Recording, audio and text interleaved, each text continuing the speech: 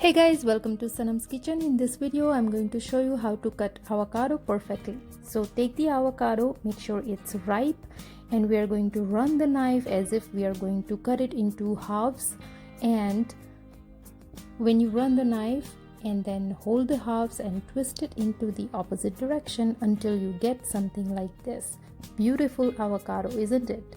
Now to remove the pit with the knife, we are going to just hit it and twist it so that the pit comes out nice and smooth and in one piece. Now just run the knife, making the slices just like this. Just don't cut it through the skin.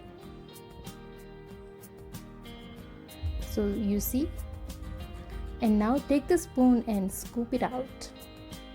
It is so soft, it will be easily scooped out like this, and here you go.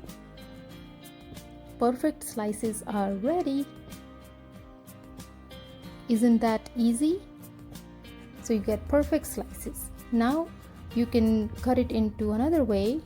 Just make the slices just like before and make it another slices in the opposite direction. Now scoop it out with a spoon, and here you get the chopped avocado.